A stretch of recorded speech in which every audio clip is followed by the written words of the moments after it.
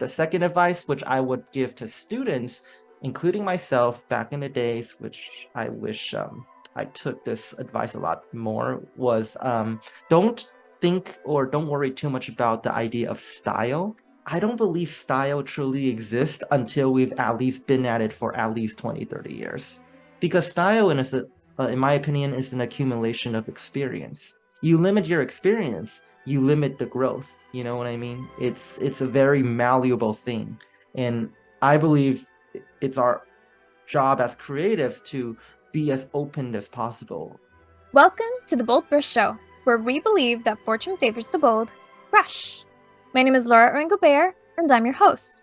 For those of you who are new to the podcast, we are a podcast that covers art marketing techniques and all sorts of business tips specifically to help artists learn to better sell their work. We interview artists at all stages of their careers, as well as others who are in careers tied to the art world in order to hear their advice and insights. To kick off season 4, we interviewed an incredible artist named Kai Lun Qu. Kai is a great example of someone who took a chance on the things that brought him joy during a time when he had nothing left to lose, and it truly changed his life for the better. In this episode, we discuss how he found his way as an artist, how to learn on your own if you truly have no way of attending a school, and how to use the things that spark joy in you as a way of not only finding your voice as an artist, but also as a path to find the people who truly support you and to find opportunities you never could have imagined. Finally, we also discuss his participation in the upcoming San Diego Comic-Con. Yeah. Well, welcome, Kai, to the BoldBrush Show. Thank you. How are you today? I'm good. Yeah. Thanks for having me here. Yeah, we're excited to have you. Actually also because Clint has one of your paintings. Clint, our CEO. He purchased your Grogu painting, yeah. He did? Oh, did. wait. I think Yeah. yeah, for sure. Dang. Yeah, I don't even know where all my paintings went, so wait, did he? Oh, that's awesome. That's cool.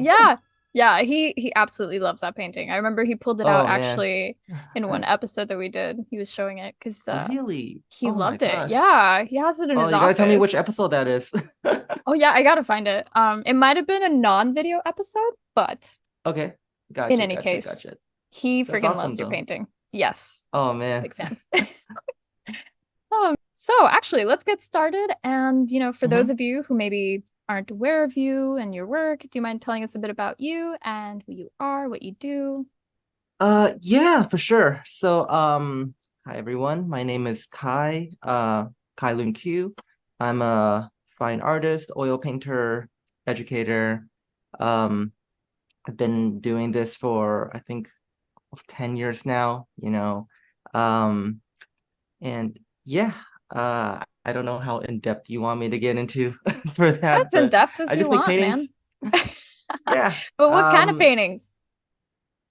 So it really depends. I make a variety of different paintings. I mean, all of which is like representational, right? I really try to rep the alla prima style, what I want technique.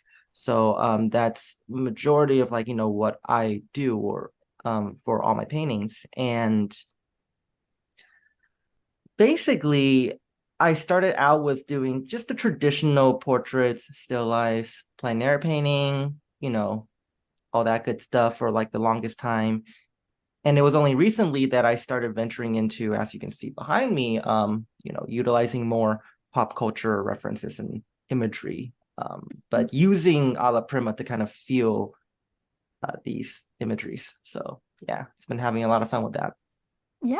Yeah, and I love all of your paintings of like the pop culture people. So like Grogu, Thank I you. love that painting. Thank you. You're welcome. Yeah, I feel like you definitely took what most people would consider fan art into like a majestic artistic level. Like Thank you. I was you're so, welcome. I was actually so hesitant at the beginning because, people from our circle, they don't normally do, quote unquote fan art like this, where you don't see them do, maybe they'll do it as a one-off, right? As a tribute or as a joke, but you don't see them doing it constantly. And I can get into a bit of that later on how I got started, but it was a bit of a dive. Like I kind of like took a plunge, I was expecting a lot of like, my collectors or whatever to start going like, hey, what are you doing? Like, what is this? What's happening? But thankfully,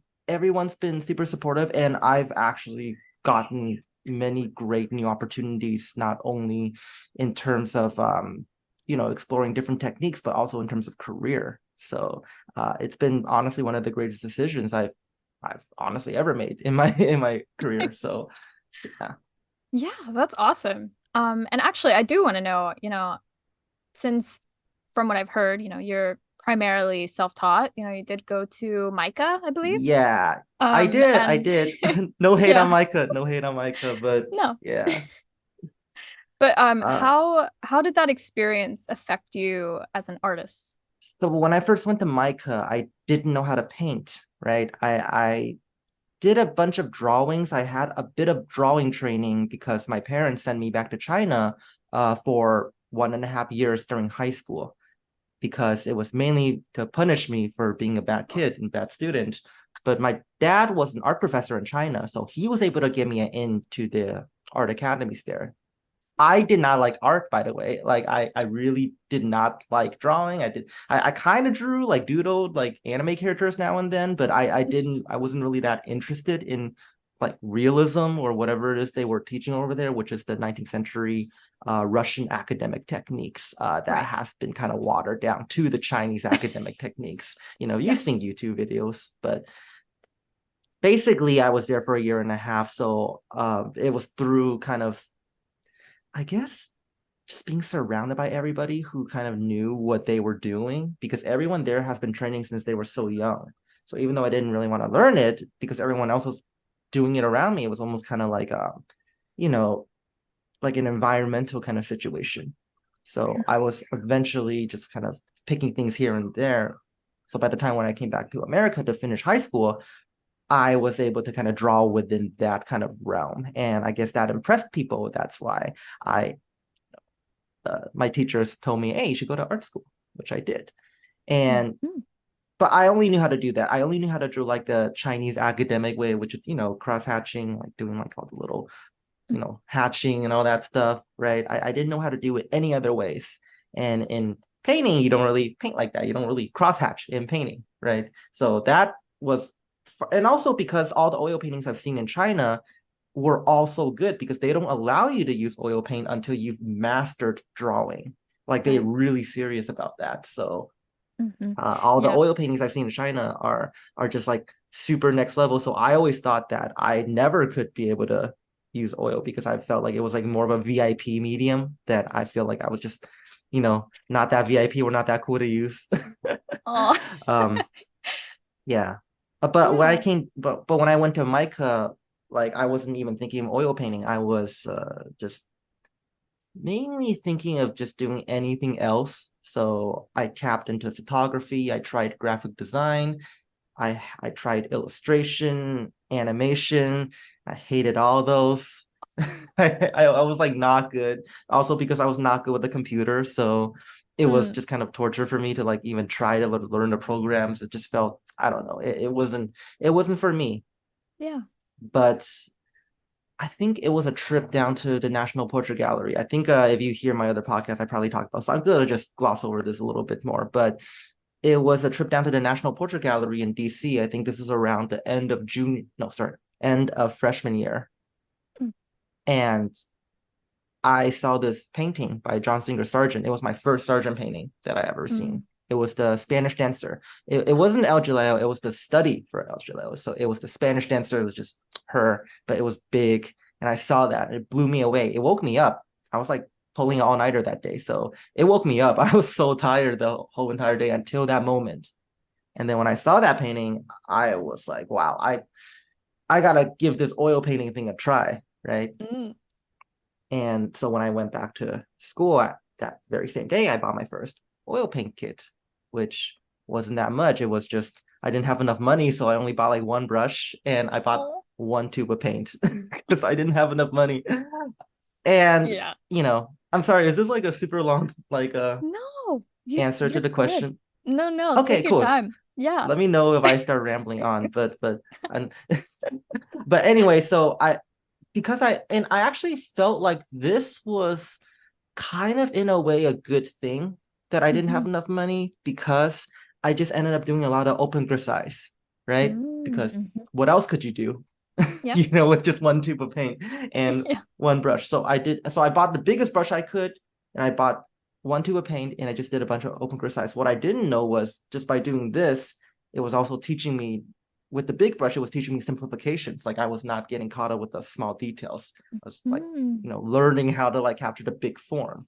And, you know, and with the open grisage, I was learning the medium. I was learning how to kind of control it, at least in the block-in stage, right? And I actually got pretty good at that to the point where I started, being able to sell a few of the open grisage. So the first open Nice. grisage that I sold, I used that money to buy a tube of titanium white.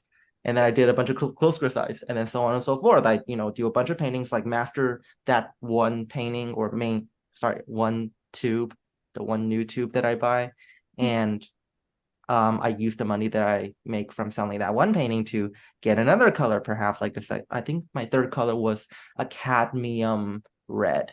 Oh, that's So I expensive. was, yeah, cadmium red. I know, yeah, yeah. And then I just used those three colors for the longest time. And then I Wow. introduced, cadmium yellow. And I used those four colors for the longest time. But by doing that, I was really trying to like marinate and squeeze out like everything I could out of that one color. So I really understand how to fully control it. So I Mm-hmm. guess that turned out to be a good thing. I'm actually having a lot of my students do that now. Some of Perfect. them as kind of like I mean, they don't have to sell it, but like show me like at least three paintings that shows that you have a really good understanding of these two colors, and then we'll Right. add one more, and we just keep adding, kind of like putting on weights, like when Yeah, you're in the gym. But that's kind of exactly. how I did it. Yeah, I mean, there's a lot more, but that's kind of like the gist of like how I got started. Yeah. Wow. Clearly, from what I've experienced and what I've heard, not just from you, but from other painters, is that Sargent is a gateway drug. Oh man, yes, yes, he is. Yeah, Sargent was absolutely a gateway drug. I saw an Anders Zorn exhibition in high school, and Hmm. he was awesome, but it was not I mean, he's really great. I mean, now I love him, but at Yeah. that time, it was still not enough to really push me into this. I just looked at him being like, oh, that's really cool. I have no idea how that works. I have no idea how he makes it happen. I have no idea how painting works, but it was cool. But yeah, Sargent is definitely someone that I recommend. Don't look at the Google images though. You have to go look at his paintings Yeah. in Yes. person. Like I avoid his Google images because I feel like they just don't do any justice to his paintings. I was so Yeah. disappointed when I saw the Google image of the Spanish dancer because I was trying to show my friends what I was seeing, and it just looks so, I'm sorry to say, but average on Google image. Like none of the colors shine through. Not a diss to Sargent, more of a diss to technology on how Mm. it can't capture Sargent's colors. But yeah, Yeah. it is what it is. Yeah. I mean, that's the difficulty with like any, It you know, is. Yeah. photographing of artwork is it Yeah. can never really do it justice. Like it's always better Yeah. to encourage people to see paintings in person for that reason. Absolutely. Um, yeah. And then I love that you dove into accidentally into limited palette, which is actually it's Yeah. what I use. I literally only Hmm. use limited palette and Oh, okay. yeah, so I totally understand. And also for beginners, it's surprisingly the easiest one to master and to It understand is. because you're not worried Yeah. about like, oh, I need a cool red Yeah. and a warm red or a cool yellow and a warm Yeah. yellow. Yeah. Like, Not worrying about all those things. Yeah.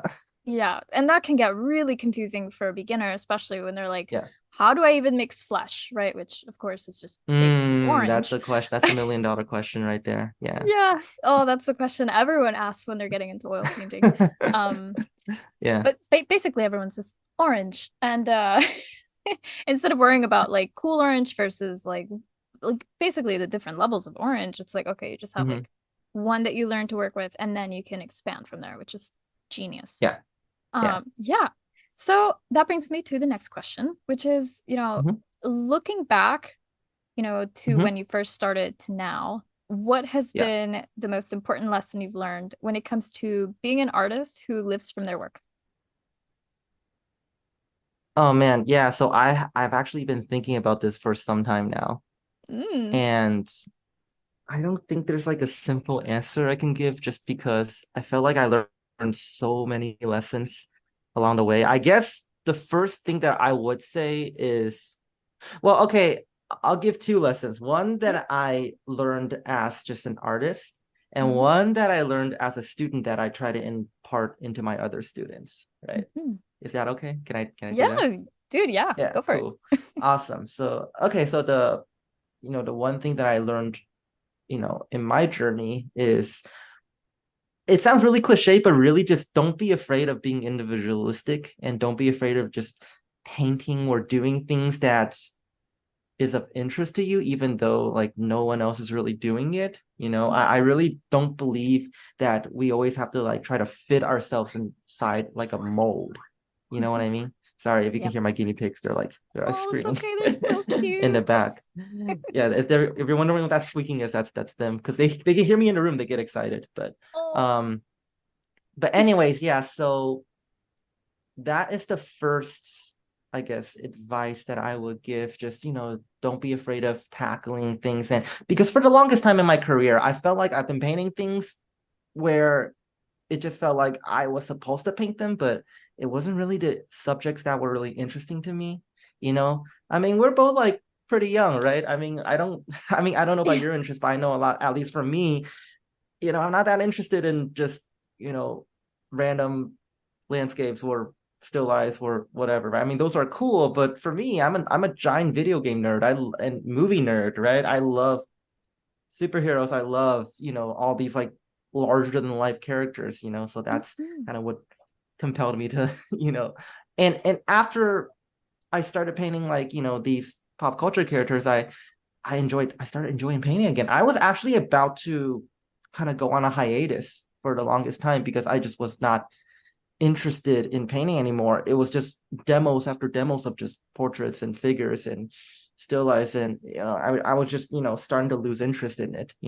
So this actually Yeah, helped, I guess, bring my interest back to full peak, if not way more than it was ever.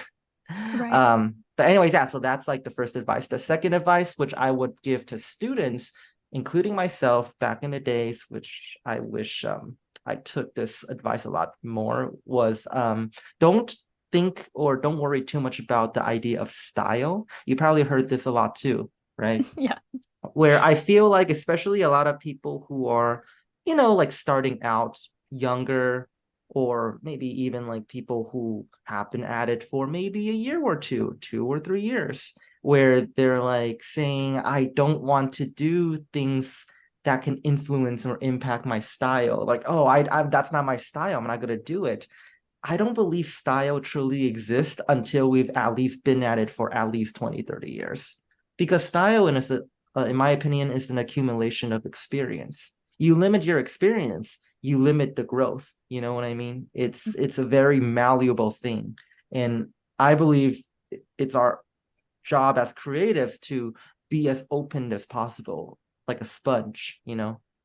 If I start closing off some holes, then I'm not gonna be able to like how do I know if this is gonna impact me positively or not? Maybe it will. A lot of people don't know this, but for my paintings, like they're always asking me about my brush strokes. They're always asking me about how I decide on my brush strokes and what kind of oil painting classes I did. First of all, I didn't take any oil painting classes, but what kind of oil paintings did I see that influenced my brushstrokes? None, no oil paintings actually. I mean, a little bit of Zorn, but not really.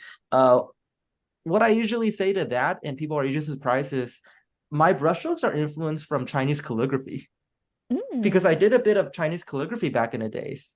And Mhm. I didn't even know I was influenced by this. I was influenced by subconsciously until one of my students pointed out because I was explaining how I approach brush economy. And she's like, wow, this is exactly like Chinese calligraphy. And I'm like, oh, that actually makes a lot of sense because I learned that when I was back in high school because my dad's teacher is one of China's most famous Chinese ink painters who also does calligraphy. So my dad tried teaching me a little bit of that back when I was in high school. So I just never knew, it just stuck with me and seeped itself back into my work even to this Mhm. day. So it's yeah, I guess that's like the two advice I would give. Hopefully that's okay.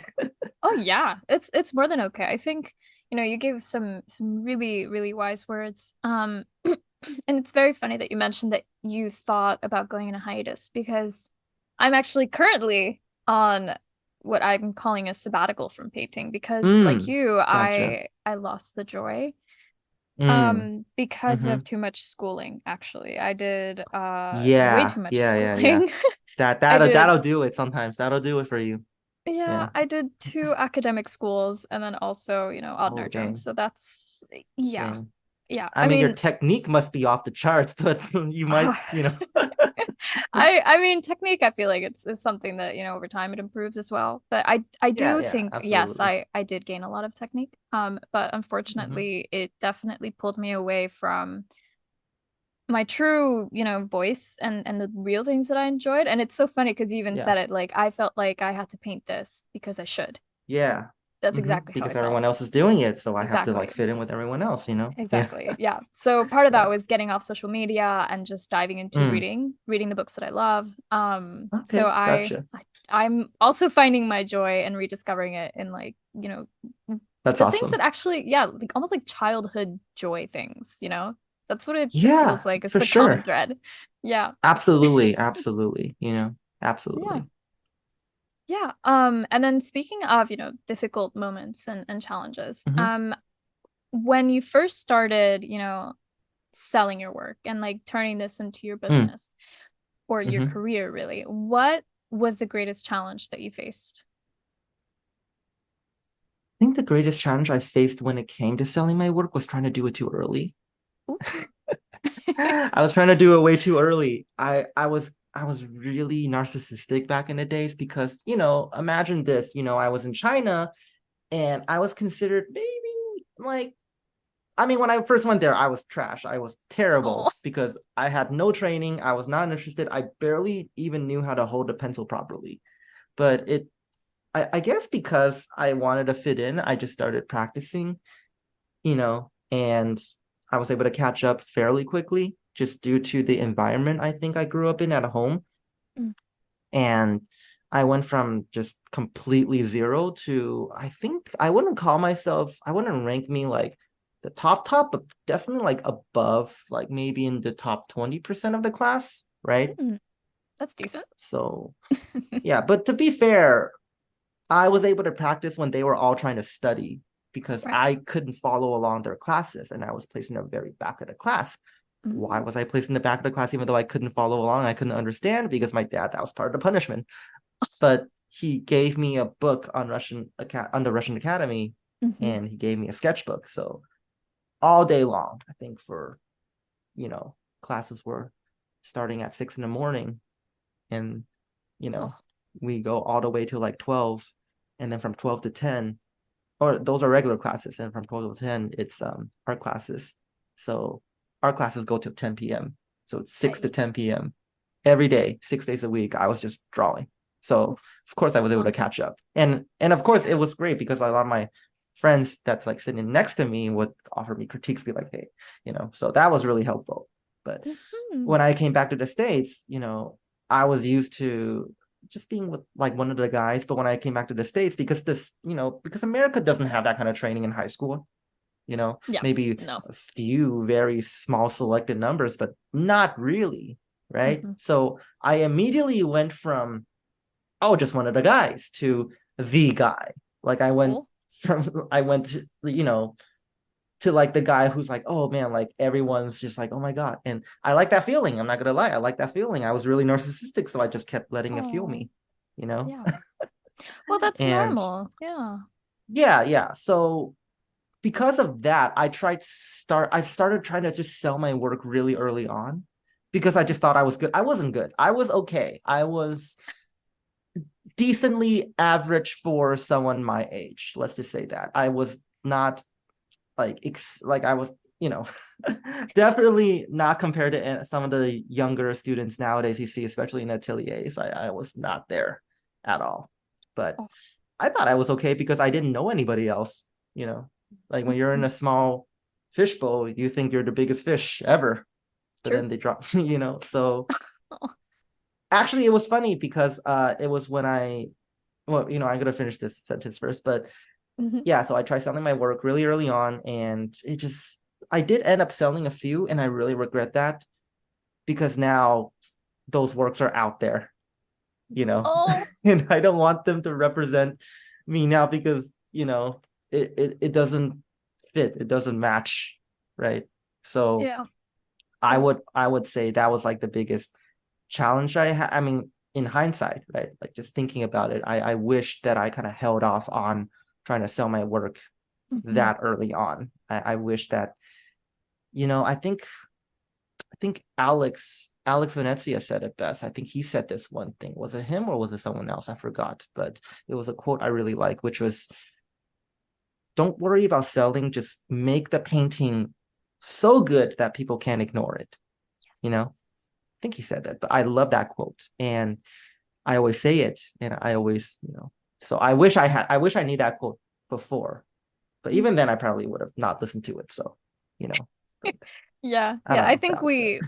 we hear the message that we need to hear when we're ready to hear it. Mhm. Because oftentimes we'll hear it Yeah, again and again and again, yeah, and then we just yeah, ignore it. yeah, yeah, yeah, We're like, yeah, yeah, yeah, I know. And then it hits you and you're like, oh.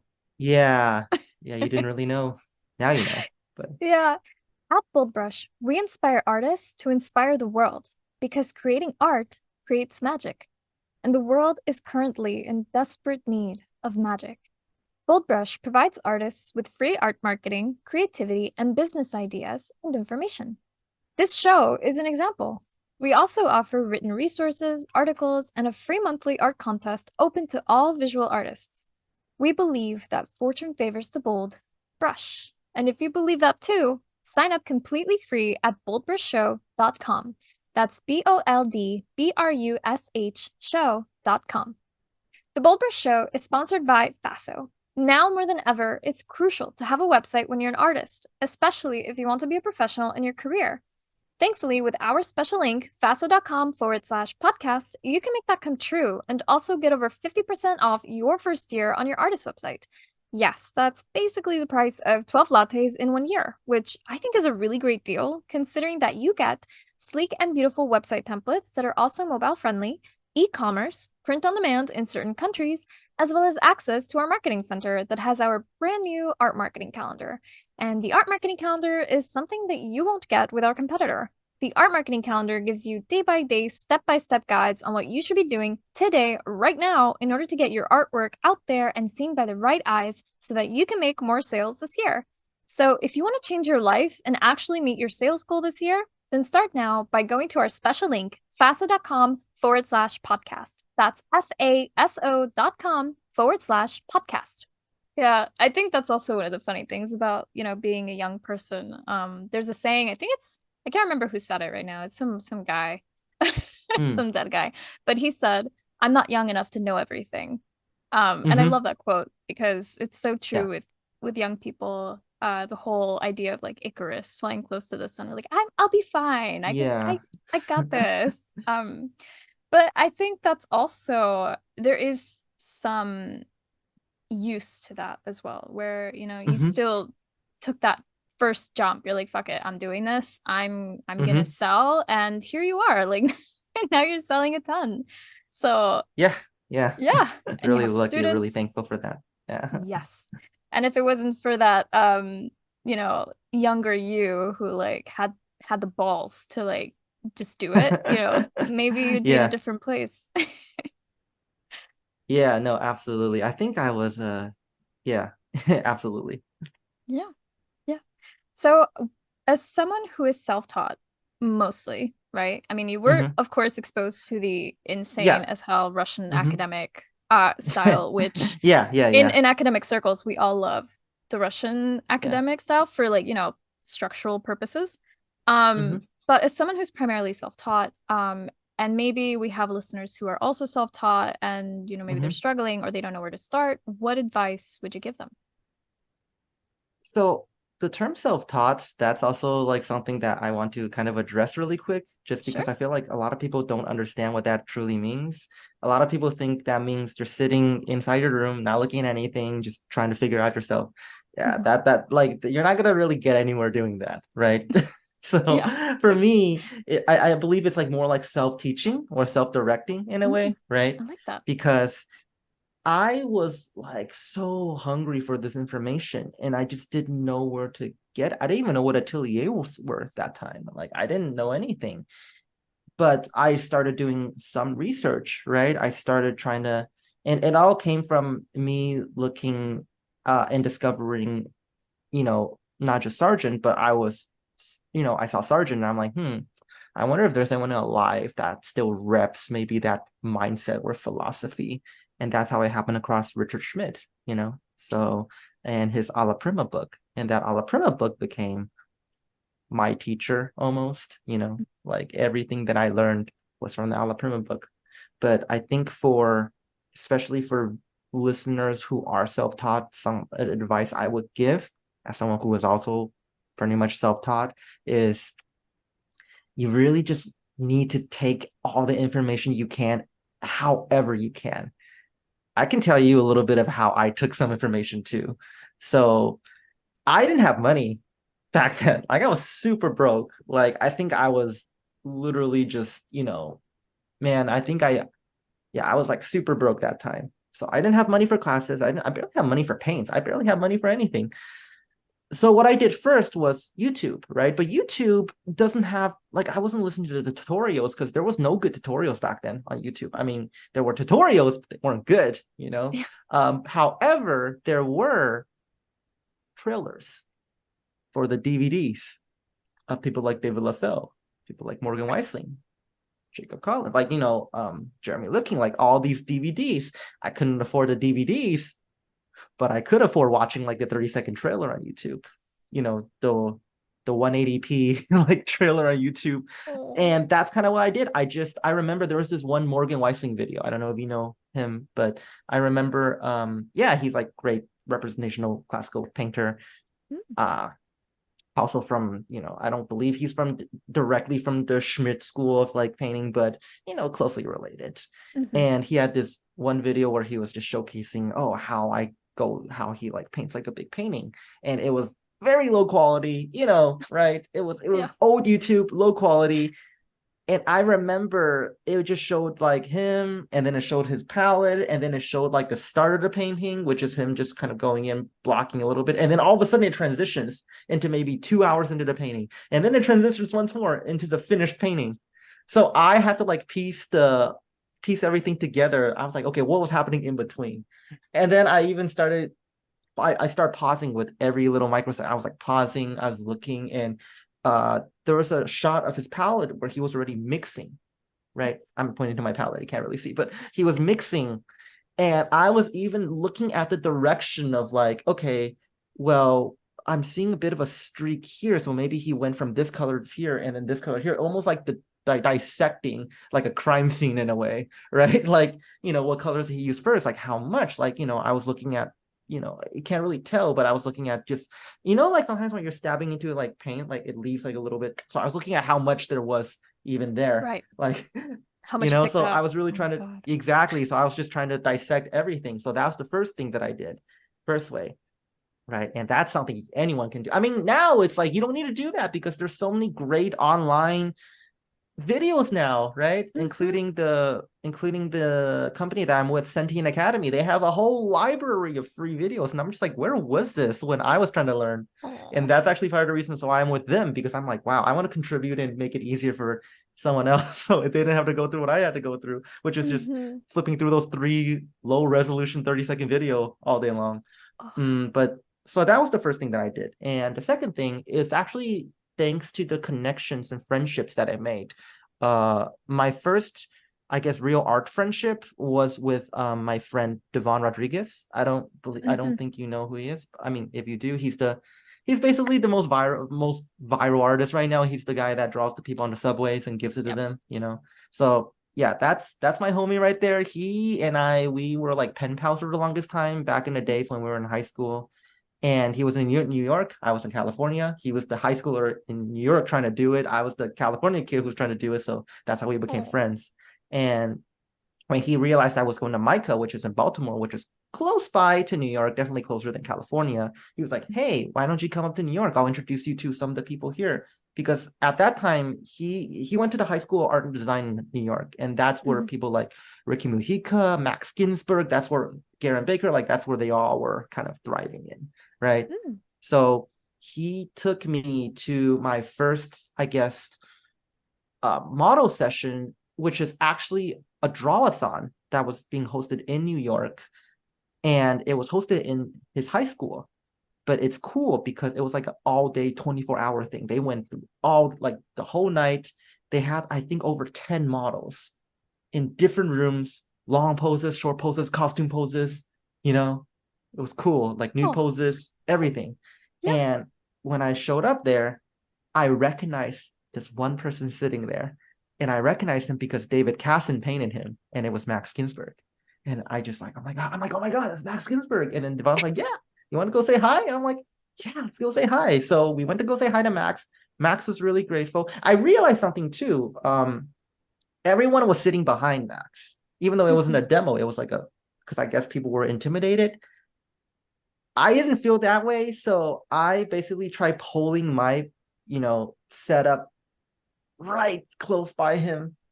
And then I just started going like, okay, great. This is like YouTube, but better. So because I was already so used to dissecting from those YouTube videos that it was easy for me. Well, not easy, but it was definitely a lot because he's Max Ginsburg, he's a master, but it was easy for me to look and see and just, I don't have to like, ask questions because I was able to just kind of see from what he was doing, to the point where I didn't want to constantly look here. So I actually, I don't think he knows this. I never told him this, but I would actually memorize where the colors are on his palette, and I would like use the corner of my eye, just look at his arm movement, Oh my God. like, yeah, so I would do that, and then after his arm movement, I would see what paint that he put on, and I'm like, okay, so he just went for white, went for a cat red. Okay, he went for a little, like he wasn't there for too long, so he went for a little bit of a ivory. You know what I mean? So that's kind of what I did. Anyways, yeah. So just really just like just trying to take as much as I can, however I could. Yeah. Right? Yeah. I mean, and that's really excellent advice for anyone who's out there and can't go to these ateliers or can't go to these schools, can't, you know. Oh, just take what you can, man. Take what you can. And wow. Wow, dude. Yeah. I'm actually speechless from that because that's really, I mean, real dedication. I started doing I started doing that for not just that event, but every time I go anywhere, like I travel sometimes around, every time I go anywhere, I always go and just look up, is there any ateliers nearby? There is? Great. Are there any open sessions that they're offering? Because the open sessions usually are contained with some people. And then I research who's going to be there, or I try to research, try to memorize faces so that, or if not faces, I try to like I taught myself how to kind of like recognize someone's level. Like I can kind of see how good you are just from the first few strokes that you put, Interesting. not always, but like, I can kind of get a sense, right? From not just how you're putting it down, but just like your confidence too, from like how you're lifting your brush. So, I can kind of try to read that body language because usually I don't set up until maybe 10 minutes in. And I set up to the best person that I think is the best person in the room. And I just try to start taking, Genius. Yeah. Genius. You hear that, guys? Anyways, always sit next to the best person in the room. And that's actually, that's actually that they recommend to anyone, like anyone who's learning any other topic. It's like try to find who the best person is. And, just be like a blank slate and ask even the stupidest questions because you will get so much out of that. Absolutely. Absolutely. Yeah. Yes. Absolutely.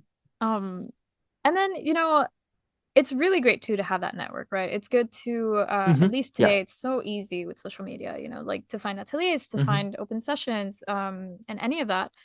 Which brings me to social media. And I've been very curious because you have a very awesome social media page on Instagram. So I was wondering, when it comes to social media or maybe other types of marketing, what has been the most fruitful way for you to connect with potential buyers? So it was definitely Instagram for the longest time. I think nowadays Instagram really hates me. You can kind of see Oh, like my recent posts barely gets anything anymore. But that's also because I stopped posting for the longest time. And I think once you stop posting, it drops you off. And you have to, build that yeah. momentum again. It's tiring. I'm like, I don't feel like doing that anymore. Especially I think also because a lot of my posts now, they're all collaboration posts and other Mm-hmm. people are posting. So I think, depending on how many followers they have, usually impacts on how many people sees my stuff, right? Yep. But I think to give you an idea, like if you're looking at my social media, you see all the followers. I did not have any followers for a good chunk of time. I created my Instagram account back in high school, in senior year of high school. And from senior year, which was 2012, 2000, no, sorry, 2014, 2014, from 2014 all the way till when did the pandemic happen? The 2020. pandemic, it was like what, 2020? Yeah. From 2014 all the way to 2020, I had what, 3,000 followers, 3,000 followers, you know? Yeah. Um, it was just, it never grew. It just kept, was like just there, right? Which is okay, but like considering I've been on the app for 7 years, 2,000 is like, right? You expect a little bit more, right? But Mm-hmm. I just kind of thought, oh, I guess that's just where it is. But I think it's also because my work wasn't like at that quality yet. So I think that's why people weren't that interested. Yeah. And I remember it was actually really funny. I kind of have to go a little bit on a tangent here, but it was during the pandemic, actually. I almost quit painting. I almost quit art because after I graduated college, I moved back to California with my then girlfriend, now fiance, and I was like, okay, what do I do? And since I've been teaching, I started teaching the second year of college. I'm like, okay, I keep teaching, and I actually started my own atelier program because I was just, I wasn't happy with the education I was getting, and I wasn't happy with the fact that most schools don't teach that kind of stuff. So I started my own, got it ARC approved, which is pretty funny. And yeah, so that's kind of what I did. And I built it from the ground up. And we ended up getting over hundreds of students. Wow. And then the pandemic struck. And then I No. lost all the students overnight. Oh. Oof. And because it was Atelier, I was so focused on teaching drawing that I was not painting. At least, I mean, I hosted open model sessions sometimes every Mm-hmm. week. And that's when I kind of painted, but I just was not getting the practice in. So when I tried painting again, I was like, man, I'm terrible at this now too. Oh my God. Oh. Oh, this is it. That's it. It's over. Like, I was like, is Uber hiring? Like, can I just drive for Uber? No. Like, I don't want to. So then I went, it was like my most depressing state. I think I gained 40 pounds in like Wow. 1 month, 1 to 2 months. Like it Oh, was bad. I was almost 200 pounds. And yeah, I was just like on bed playing video games, eating pizza every day. Like I was just of not course. having it. Yeah. And then after 2 months, I have to thank my fiance because I asked her, I was like, why have you not commented this yet? Because she was just going about the day like usual, right? And I'm like, Yeah. hold on, this is disgusting. How have you not commented about this yet? She's like, what are you Oh. talking about? I thought you were taking a break. I'm like, what? And she's like, you're taking a break, right? And I'm like, wait, you think this is a break? I'm quitting. And she's like, why are you quitting? Just take a break. And I'm like, what? She's like, you've been working so hard. Just take a break. You Yeah. need it. Trust me. And I'm like, you know what? I do need it. She's like, yeah, don't worry about it. Take a break. You'll come back stronger than ever. Just take a break. I'm like, okay, I will. I will. So I took another week break, where I wasn't feeling bad for myself, right? Mm-hmm. And after that, I I started. After that, I went on social media again because I deactivated my Instagram, Oh, or wow. not deactivated, but uninstalled my Instagram because I Mm. just was like, I'm not looking at anybody anymore. Mm-hmm. I'm not in the art world anymore. Oh. Reactivated, or I mean reinstalled it, and then I happened across who is now this one person who's now one of my best friends, Jared Brady. Mm. And I saw Jared's work before, back when he was in 21 under 31, because I mean we were both in that article, but like, separate years, right? But I Mm-hmm. was still keeping up. And I remember I saw his work before. I'm like, oh, this kid's pretty decent. He's pretty decent. He's pretty decent. And then I saw his work that he did recently, and I'm like, what happened? Like, wait, how did you get this good? That's Mm-hmm. crazy. Wait, what happened? And then I saw he was doing something called the Strata Challenge, which I don't know if you Mm-hmm. heard about that before, but it was a challenge that Brian Mark Taylor and the Strata Ezo company created, which was you paint something from life every day for 30 days, 31 days, I believe. And I'm like, this, and literally, I saw his process or his progress from day one to like day 30. I'm like, this is like a different person. I'm Mm-hmm. like, wait, if he can get this good, this is the kind of stuff I need. And I'm like, okay, I'm gonna go on social media. I'm gonna just post this to keep myself accountable. I wasn't trying to gain followers. I was just trying to hold myself accountable. Mm-hmm. And then the followers started stacking up because you post every day with a similar subject matter every day. People start noticing. So I think I grew from 3,000 followers to 10,000 literally within a month. And then after that, it just kept building, kept stacking. And I think around day 18, that's when Brian Mark Taylor and Centene Academy, because he's the co-founder of Centene Academy too. That's when they reached out to me and they're like, hey, would you like to teach for us? And I'm like, okay, let's do it. And then after that, they got my sponsorship with Trikel. And after that, yeah, my whole career is kind of, so I guess they kind of saved my career in a way, or their challenge saved my career.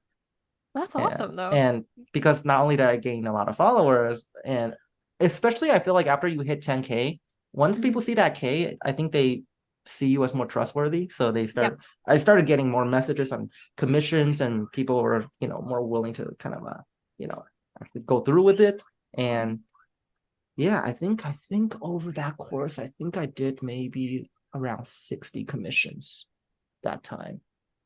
A majority of the paintings you see Wow. from 2019 all the way till this year is majority commissions, actually. Yeah, That's so incredible. It's a lot of commissions. yeah, Oh my God. it is. Yeah. Yeah. No, but that's awesome because then, Mhm. that opened up your work completely to, you Yeah, know, literal potential buyers and obviously like exactly. Yeah. people who wanted to Social media is commission your work. powerful. It Hmm. is. It is. It's very Though I do powerful. agree that right now the algorithm is a little bit wonky. I've been Yeah, it inactive, is. so but Yeah. it somehow also just randomly picks up old posts too and makes them Mm-hmm. viral. So Sometimes, yep. You I don't even just, know. I don't even know, man. I'm just staying Like a off social lottery media. now. Yeah, it is like a Mm, lottery. yeah, I'm staying like a off and I'm lottery. just like, I'm Yeah. very much in the philosophy of post and log out. Hmm. Unless, I get comments, then I will, reply to comments and stuff and engage Yeah. with people. But aside from that, I'm a post and forget person. Um, Hmm. because there's just so much pressure. And there's Yeah. that, Yeah. there's that innate, I'm looking at other people's work and comparing myself to them, which is a Absolutely. good Yeah. thing and a bad thing. It's very Yeah. double-edged. Good thing because it Absolutely. pushes you to be better, bad thing because it might make you hate yourself if you're not Yeah. careful. Absolutely. Yeah, for Yeah. sure. Yeah. And then, speaking of, the internet and actually recent things that have happened, Hmm. I'm actually very curious to know how you have personally been affected by AI art, since this is a bit of a hot topic. Hmm. Yeah, What's been absolutely. your experience with it? I mean, I feel like us as traditional painters, you and me included, I don't know if Mhm. you're probably not, are you a digital painter? I think you're more of a traditional painter, right? I'm a traditional, Um, yeah. yeah, so I don't think AI really is influencing our circle as much. Hmm. I have a lot of students who are in the industry who are getting affected by it heavily because they're getting laid off or they're, in the risk of kind of having their job replaced by like this machine, Yeah. especially like junior artists. So I think that's like a big ethical issue that's happening right now. And I Hmm. think that needs to be addressed in some way. I feel like there has to be some kind of a rule for all companies to kind of follow where they can't just be exploiting that, right? But then again, when it comes to money, anything goes, right? So that's a bit of an unfortunate task. So because I have a lot of friends in the industry, my fiance is also a concept artist. So I do see it kind of influencing and impacting people in a way where some might deem it negative and yeah, it is somewhat. So, and it definitely is in a lot of cases. I would say right now, I just feel like it might force some people to kind of work differently, Hmm. because like maybe what you were doing before, AI now can do it for you. Yeah. I do think there could be a compromise, but that needs to come way later after all the ethical stuff has been kind of figured out, which is Yeah. utilizing AI just like how we've been utilizing photography. You're not going to present a photograph in a painting competition. Mm-hmm. However, a lot of paintings are done from photographs. You know what I mean? So I do believe AI can serve as a good tool to use, not as Mm-hmm. the final product, but just something to kind of help, you know, maybe just be to contribute to the process of creation, right? Yes. Perhaps it gives you just like a really overall base. Maybe it just gives you influence on like, oh, I like, maybe using colors here, here, here, and then making something on top of that, right? Yeah. And yeah, that's kind of like how I would think about AI, at least for right now. Yeah. Yeah. Yeah. That's how I feel too. I feel like it's become like a little bit like the whole NFT thing, right? Where like it kind of Oh just man, I blew don't up. even. Oh It yeah, yeah. blew up. Mm-hmm. Everyone's in it. And then, Yeah. it I kind think of it's like gonna sizzle out. It's gonna exactly. sizzle out. It's Yeah. gonna die out. Or at least like I like to compare, AI art a Mm-hmm. little bit to like McDonald's, Yeah, yeah. where it's It just all like looks the cheap same. Mm-hmm. burger. Like, yeah, Yeah. some everyone can get it, but like I would still prefer to go to like a fancy ass restaurant Yeah. where they'll make me a legit Yeah. burger. It all And starts that's looking like, the same too. yeah, yeah, it does. It looks the Yeah. same. And then I personally have had like moments where my boyfriend will show me like an image and he's like, "Oh, what do you think of this?" And I'm like, "It's okay, but eh." And it turns out to be like an AI generated like thing. Yeah. And I just Yeah. have like this Yeah. intuitive rejection of it. Like it just Mm-hmm. feels, Yeah. funny enough, artificial. Yeah, for sure. I mean, if it Yeah, is, so it is. can't go wrong Yeah. with that. Yeah. Yeah. But at least, some people they might be in the camp of like, oh, I haven't seen anyone lose their job to it. But since, you and I Mm, are also we're in the arts and we mm-hmm. know people in these, you know, Yeah. careers, Yeah. we can't rightfully say that no one has lost a job to AI Mm-hmm. because we have seen it already. Um, Yeah. so I totally get that. I actually got a commission last year. Mm-hmm. And then like obviously I sold the painting to the person. They were very happy. It was a portrait of them. And then a few months later, the whole AI thing came out. And he Mm, immediately paid to get like the whole 10 images of himself as AI. So I feel like if I hadn't taken that commission, I wouldn't mm-hmm. have gotten that commission, you know? Yeah, for sure. Yeah. Absolutely. Yeah. Oh. But, on a lighter note, I'm very curious, and this is something I might want to ask more people on the podcast as well. Do Mm. you have any other topics that you're extremely knowledgeable about that no one would expect? And does it feed into your artwork? Oh man. Like talking about like other hobbies or other Yeah, things that I yeah. like doing besides. Other hobbies or Yeah, other like interests that, there's no one would expect. yeah, for sure. I mean, for those who know me in real life, they know my life encompasses two things. One is art, the other is dancing.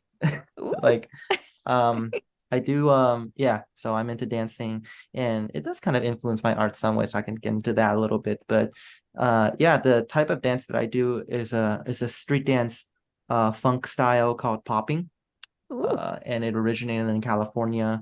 And I'm really thankful to be in Los Angeles because I've been able to kind of study with a lot of the OGs here. I actually was able to study with Pop and Pete, who is the he's the brother to Boo Sam, who I mean, I'm not gonna put a definitive term on this, but it's one of the pioneers of popping, Pete Wow. as well, and Pete also taught Michael Jackson.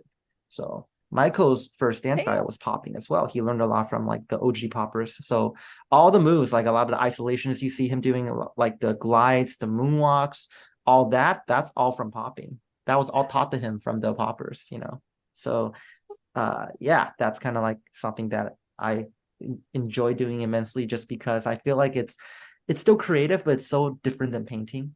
Mm-hmm. Mm-hmm. Like I think it's more of a physical exploration, but you can Yes. still be creative and you can still. So every time I feel like I'm stuck in the studio, I just go out, go to a jam, go to a session, go to a cipher, and that's usually where I get to kind of, let out some of maybe that physical creativity, and then I come back Mhm. fully refreshed, right? And Yeah. I think something that comes into my work between that is because of dance, I am now driven by the sense of movement within paintings, right? I think that's what comes through like on my brush strokes, and a lot of the compositions I maybe play around with all comes from the idea of rhythm and balance, and that comes from popping, Damn. right? Because I love it. there's a style, yeah, like one of my teachers, Jay Smooth, he is he's one of the best, he does like the style of waving, right? Like he's really good at waving. And that's like another kind of branch from popping, but it's also its own thing as well, like how he would say. And Mhm. a lot of that style, because it's all freestyle, it's about finding pathways, right? Finding different Right. pathways, finding different step points. And I started finding myself kind of even taking that idea into painting, like where I maybe will start with the atmospheric, abstraction at the beginning to kind of lay out the entire. If you see me paint, you can probably see I start pretty abstractly. And Mhm. I'm always just trying to sense out like, different points and trying to find, the pathways between these points and just seeing how can I fit the portrait or figure or whatever comfortably within these points, so it doesn't just end up being just a portrait but a painting, an atmosphere. Right. And I feel like, yeah, that's kind of what helped me unlock that kind of mindset. Mm. Yeah. Oh, I love that crossover. Yeah. And I also love how, you're also implementing a lot of that like mind-body connection because I Yeah. feel like so many of us as artists, we live so much in our heads. We're Yeah. just in our heads. So it feels really good to let things out in a physical way. Like for me, it's actually bodybuilding, which Oh, nice. our mutual friend Sandra also does bodybuilding. So Nice. Nice. her and I talk about that a lot. But yeah, for me, it's weightlifting, and that I feel the Mm. exact same way. It just makes my brain feel Hmm. fresh. Like I'm ready to like, Yeah, sink my teeth into a painting or like a drawing or a new idea. absolutely. Yeah. Yeah. Yeah, that's awesome. Um, and now we have come to a part of the show in which I will be asking you, do you have Hmm. any upcoming shows, workshops, anything that you'd like to promote? Yes, actually, I do. And it's not a traditional, like it's not a I teach classes here in LA. I teach the Klein Academy. That's, you could just search that up. But this Mhm. is an upcoming event that I'm actually going to be part of. For those of you guys who have been following me, or look at my Instagram, I've been doing a lot of Comic Cons. Comic Oh, Cons the yes. past year, right? And I think the biggest one I did was 2 months ago, which is a WonderCon, and that's actually what got me a lot of opportunities. And one of the opportunities is actually going to be happening next month. I think less than a month in July. Where I don't know if you ever heard of San Diego Comic Con, but I that's have. like, yeah, the San Diego Comic Con is like the Hmm. biggest Comic Con in the world, I think. Yeah. I'm gonna be exhibiting. I have so I actually got people who I guess quote unquote kind of like are my Asians, right? And they Hmm. have like a exhibition booth and they're inviting me to be a part of them. So that's gonna be, so they're called DCD Collects, and their booth number is gonna be 1605, and I'm gonna be a part of that as well. So I'll be exhibiting some of the newest paintings I've been making. They're gonna be debuting one of my newest paintings, like the really big one, and I'm gonna be having limited prints on that. So that is one of the things. And another thing that's also going to be happening at the San Diego Comic Con.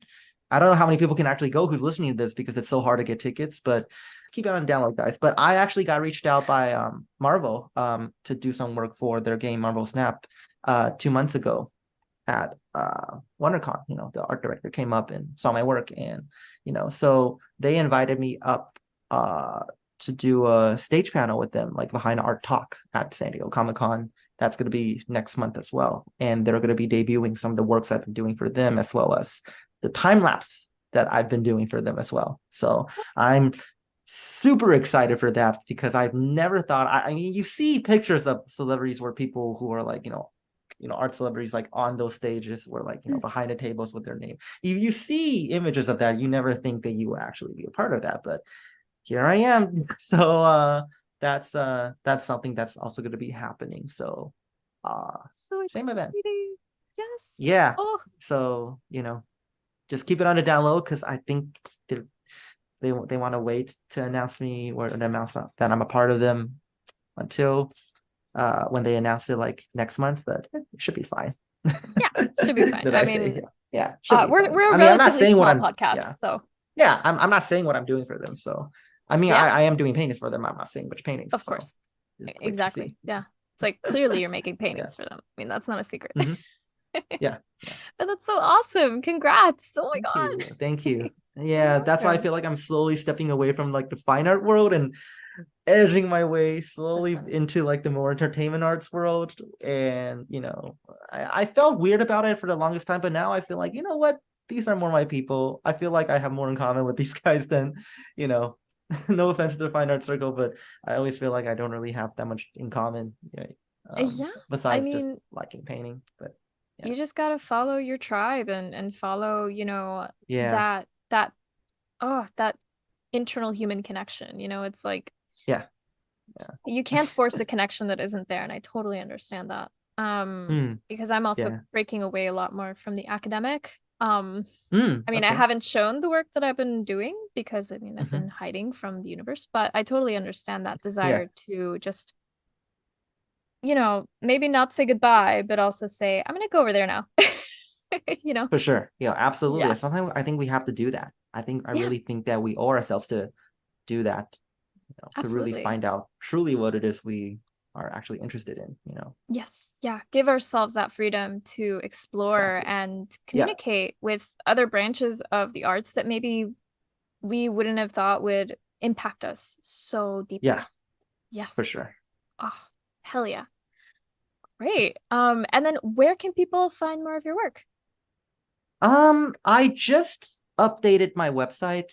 So, and that actually includes the newest painting that I'm going to be debuting at San Diego Comic-Con. It's like this giant space piece. It's like this, female astronaut with like a planet exploding behind her. It was one of my more ambitious pieces. Yeah, like Mhm. I really tried taking, because I did like a Ghostwriter piece before, and this is me just taking the elements of that and just expanding it tenfold.